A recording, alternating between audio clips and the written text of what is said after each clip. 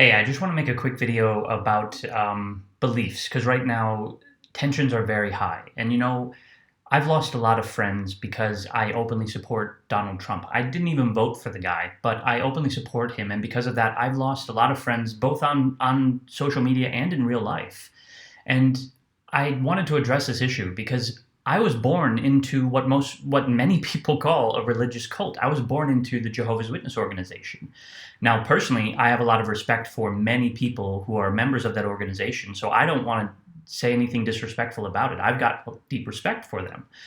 But I have to say, when I left that organization, I knew that I would be disowned by most, if not all, of my family and friends. And indeed, that's what happened. So some of my longest friendships that I had were terminated because I chose to leave that organization. And most of my family turned their backs on me for quite a long time, actually. But here's the thing, I knew that. Those were part of the rules of the organization. It was open. What I didn't expect is when I left that organization, I started making friends outside of that quote unquote cult, that they would then disown me and turn their backs on me in the same way because I chose to break the faith from what they assumed I believed. And here's the thing, most people projected their beliefs onto me because I didn't object to their beliefs when they told them to me. I spent the first 35 years of my life on this planet going door to door, knocking on people's doors and trying to preach and teach and convert them to my way of thinking and believing. And I don't want to do that anymore. I just want to live and let live. And so if someone tells me something that I really disagree with, I just think, is it really important for me to raise that as an objection? And if it's not, I carry on. And so people just assume that I believe what they say just because I don't object to it. And when I changed and suddenly here I am supporting Donald Trump, I was basically disfellowshipped, disowned, and mocked, blocked, and all kinds of things by intelligent, rational people. So if you say Jehovah's Witnesses are a cult because they disfellowship and disown those who break their rules, then what are you a part of when you're doing that same thing to me for wrong think or wrong speak? This really needs to be thought about because, nobody ever once asked me, hey, DJ, why do you support Trump? No one ever asked me. They just assumed I must be retarded, stupid, a jerk, or whatever they accuse Trump of doing. They also then accuse me, well, I must be guilty of it because I support it. No, I don't support it. I do my own research. Leaving the religion I was born into and saying goodbye to lifelong friendships and family relationships wasn't a decision I just made for the hell of it. I did my research. And it wasn't until I was convinced that my research was accurate that I was willing to make a stand. I didn't try and take anyone with me because it's my research, and I could be wrong, but I trust my research.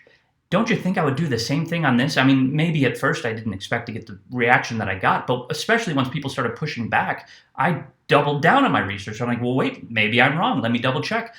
So far, I don't think I'm wrong. I believe what I believe, and all I'm asking is before you block me, before you mock me, before you attack me, ask me. Just say, hey, why do you support Trump?